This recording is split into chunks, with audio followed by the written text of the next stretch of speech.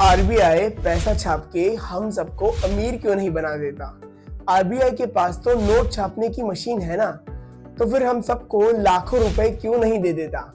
महंगाई खत्म, गरीबी खत्म। सवाल सही है पर जवाब थोड़ा चौंका देने वाला है।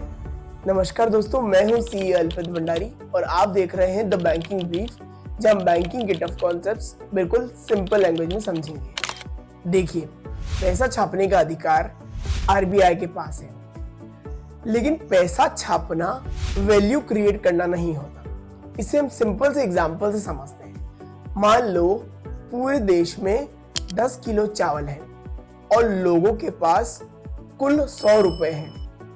अब यहाँ चावल की कीमत हो गई 10 रुपए किलो। अब अगर आरबीआई बिना किसी कारण के 100 रुपए और प्रिंट कर ले, 100 रुपए और छाप दे, तो पैसा तो डबल हो गया, यानी 100 से 200 रुपए हो गया। लेकिन चावल आज भी देश में केवल 10 किलो ही है, यानी चावल का प्राइस 10 से 20 रुपए हो गया, लेकिन उसकी वैल्यू नहीं बढ़ी। इनफैक्ट उसकी वैल्यू कम हो गई। इसे ही हम कहते हैं महंगाई, इन्फ्लेशन। तो समझिए, अमीर देश वो देश नहीं होता जहां नोट ज्यादा होते हैं, बल्कि जहां चीजों का प्रोडक्शन ज्यादा हो। जापान, जर्मनी और साउथ कोरिया जैसे देश नोट नहीं छापते। वो फैक्ट्रीज, टेक्नोलॉजीज और एक्सपोर्ट से वैल्यू बनाते हैं। उनके पास पैसा इसलिए है क्योंकि वो दुनिया को माल बेचते हैं, ना कि सिर्फ नोट छापते हैं।